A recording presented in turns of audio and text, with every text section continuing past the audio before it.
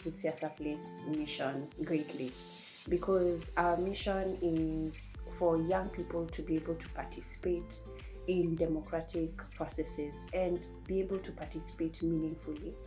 And the program focuses on things such as character, it looks at values, it looks at systems, and it educates people on how to run a government. And it not only does it through textbook theory, they use cases as well, and also real life examples. And a lot of the people who are involved in the faculty are people who have track record. And that's how SPPG aligns with Siasa Place mission.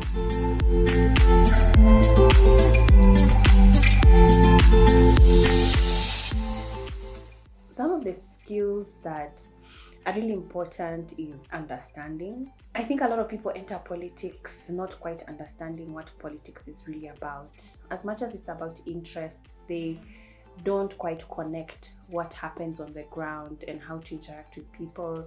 So not just understanding, listening as well, which is a different kind of leadership. We're used to having very strong leadership and people coming in with direction.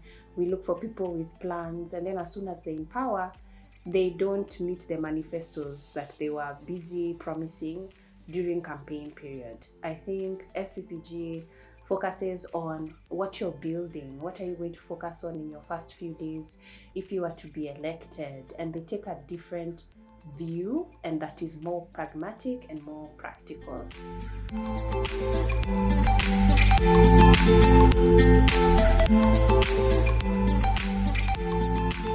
The gaps that SPPG should emphasize is they're talking about and teaching about leadership with integrity.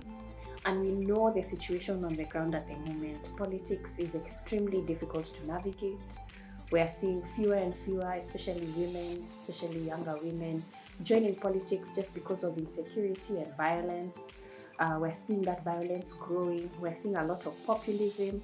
And it's mostly the growth of popular men who use violence or vulgar language to rise to the top. So that's the reality at the moment. And here we are with SPPG that's bringing a breath of fresh air when it comes to leadership. So how are we going to navigate this sort of environment, survive this sort of environment? I think those gaps in terms of realistic maneuvers, in terms of how to be able to do that, is going to be very, very important for the program.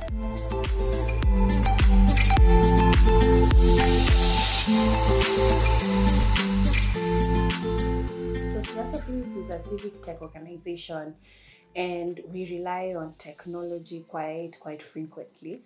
And a huge benefit to this program at SPPG is that it is also an online course. It's a very in-depth, serious course, but you're able to take it from the comfort of your home, which I think is quite futuristic when it comes to learning and even building community, because you're able to connect with individuals from very different localities and learn from them as well.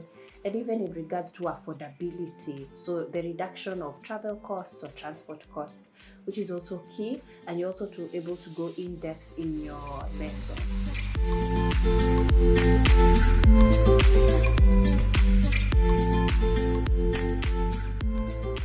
I believe that Kenya is ripe for a political culture change.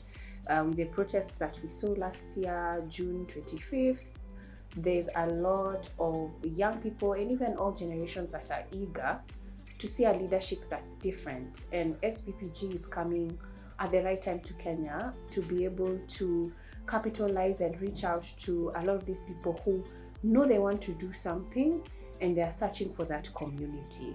And I definitely feel that through this program, it's going to be a fantastic opportunity for them to connect, to learn, and to build a better future for Kenya.